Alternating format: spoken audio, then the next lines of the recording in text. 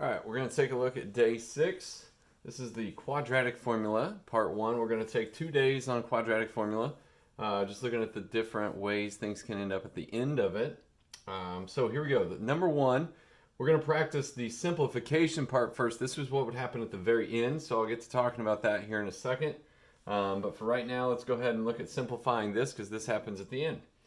All right, so if we're trying to simplify this, if we get to the end of the quadratic formula, we want to take and go ahead and simplify the square root of 9 is going to equal 3. So we're going to do negative 7 plus and minus 3 over 10. All right, and a lot of times students will get here and have a lot of trouble getting from here to their answer. Well, they might have done everything correct the whole way through, and then so that's why we're practicing this right now so that we don't get that mixed up. So basically plus and minus is creating two separate answers. So negative 7 plus 3 over 10 is one answer, or negative 7 minus 3 over 10 is our second answer. Okay? And so what happens here we get a negative 4/10, or over here we get a negative 10/10, which if we simplify those even further, this one would be a negative 2/5, or this would be a negative 1. So those would be my two solutions as far as that goes. Now, and one other thing I wanted to mention here when we went over the simplify part, and feel free to pause at any part if you need to stop me, because I'm going to go on a little faster just to keep the video a little bit shorter. But just a quick reminder here, if we had a parabola, okay, and negative 1, if this is negative 1, the parabola would go through right there and at negative 2/5, which would be a fraction somewhere in there. So our parabola would look like this. Mine's not perfect right there, but it would still cross those 2 points. Okay, so it's important to understand anytime we get two solutions, that's where it crosses the x-axis. I mentioned that in one of the videos last week with completing the square or with solving by factoring. So anyways, there's the simplify part at the very end of this. All right, so I wanted to go over one of those right off the bat. So there you go. Okay, so for number 2, we're going to get into the full solving the quadratic. And the whole reason we use the quadratic formula is when some of the other methods don't really match up. Because the quadratic formula is kind of like your utility formula for math. It will work on any quadratic, hence the name. Okay, so for number 2, we're going to go 2x squared plus 9x and plus 4 equals 0. So notice we always want to set it equal to 0. And if we have a quadratic, the standard form of a quadratic is ax squared plus bx plus c. So my recommendation, you don't have to do this, but I always tell students it always helps. As soon as you get the question, put a, b, and c over the top. Okay, now really what we're going to do is we're just going to do a whole bunch of substitution, moving all of this information into the quadratic formula, which if you check out the bonus video for day 6, I showed you how that is derived from actually the standard form of a quadratic. Not necessarily these numbers, but from ax squared plus bx plus c. So if you want to see that, you can check that one out. I would greatly like for you to watch it just to see how we use all those properties to get to here. So here we go. We're just going to take this, and basically this is a fill in the blank. We've got negative b plus and minus the square root of b squared minus 4. It is always minus 4 times a times c, that whole thing over 2 times a. Right? So essentially all we're going to do with this first step is get everything plugged in. So negative b, that's going to be, in this blank, we're going to put negative 9 plus and minus the square root of b, again, is 9 squared, minus 4a, a is 2, times c. Now, some students, if you want to save some time, you can always take a times c here and just put an 8. But I'm going to go ahead for this one and put a 4. 2 times 4 is 8. That's why I say 8. And then the whole thing, don't forget, over 2 times a, which is 2 in this case. All right, so there you go. We've set everything up. That is the biggest step as far as making sure everything goes in the right spot. Now, from here on out, it's really just using your calculator. Okay, the front part stays the same. Negative 9 plus and minus. This is the part you can do. If you ignore the radical for a second, just do all this in your calculator. As long as you use parentheses, it should work. You might have to be careful on if you're using your phone, as those calculators look a little bit different. But the scientific calculators, you can just see all this. So 9 squared is 81. Minus 4 times 2 times that, we get minus 32. That is over 2 times 2, which is 4. So now we've kind of shortened this down. Now what we're going to do is we're going to subtract that. So we've got negative 9 plus and minus. That's going to be the square root of 49. That whole thing over 4. Okay? So we've gotten to here. And now we're to the part where I showed you on number 1 how we're looking to simplify that. Now I'm going to go a little bit faster this time because it's the same simplification stuff we did before. Negative 9 is going to be plus the square root of 49 is 7 over 4. Or we're going to have negative 9 minus the square root of 49, which is 7 over 4. Okay? So for my answer here, I end up with, that's going to be, excuse me, this one would be negative 2 over 4. So I'm going to put negative 1/2.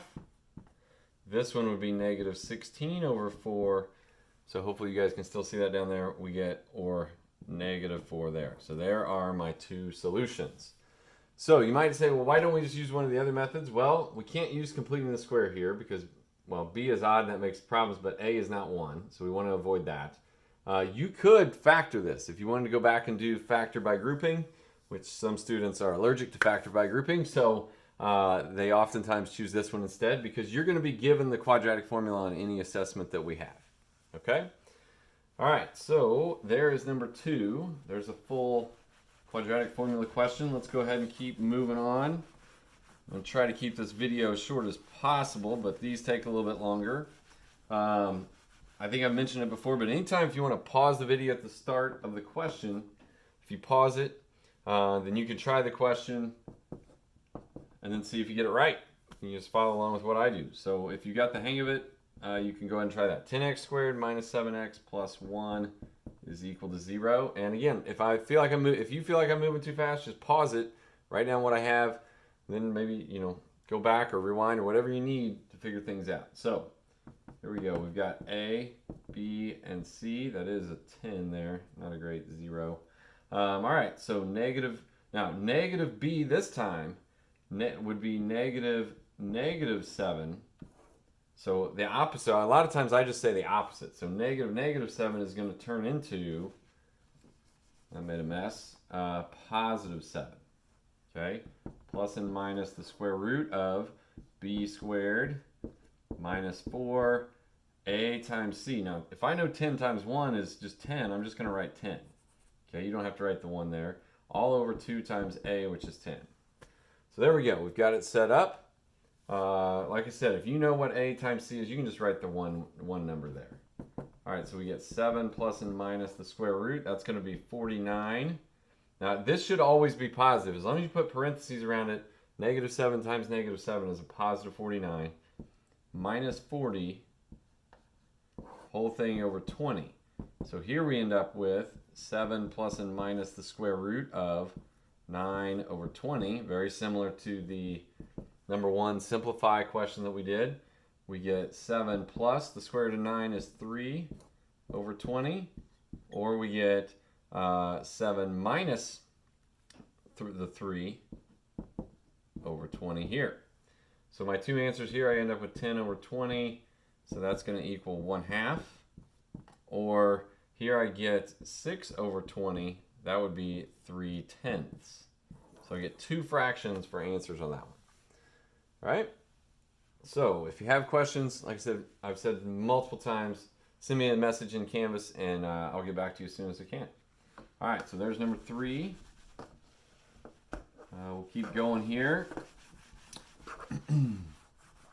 Number 4 is going to be 9x squared plus 3x equals 2. All right, so this one looks a little different.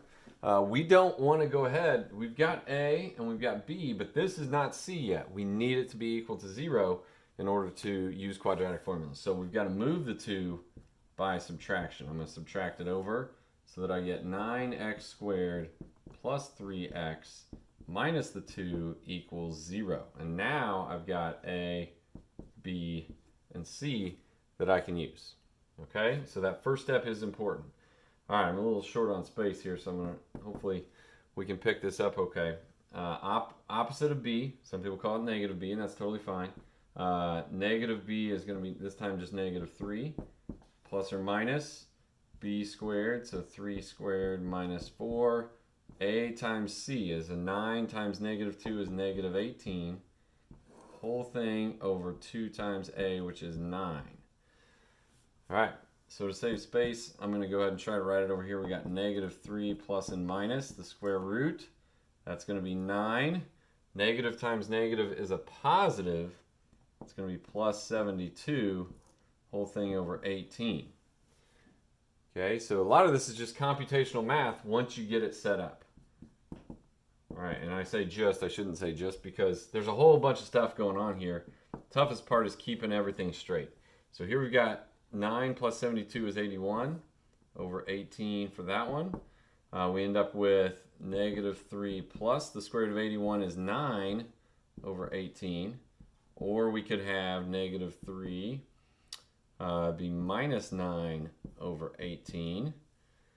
So then here we go for our final answers. This is going to be negative 3 plus 9, that's 6 over 18, which will be 1/3.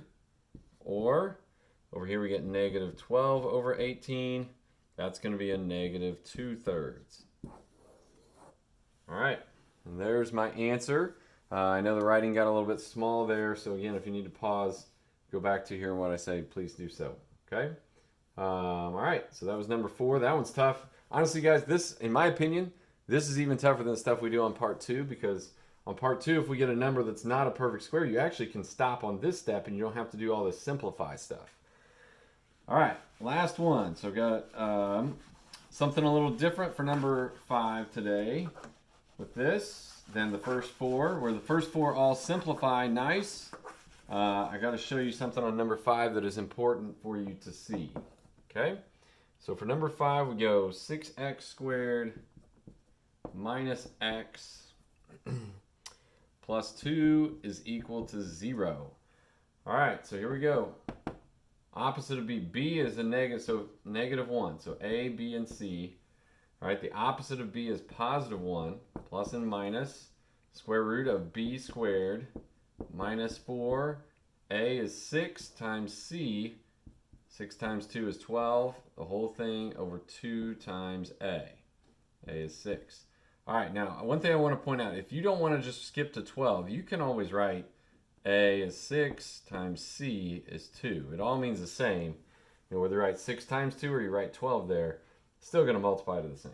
All right, so what happens here is we get 1 plus and minus the square root. Negative 1 squared is a positive 1, but here we get 6 times 2 is 12. 12 times a negative 4 is minus 48 over 12. Now what happens there is 1 minus the 48.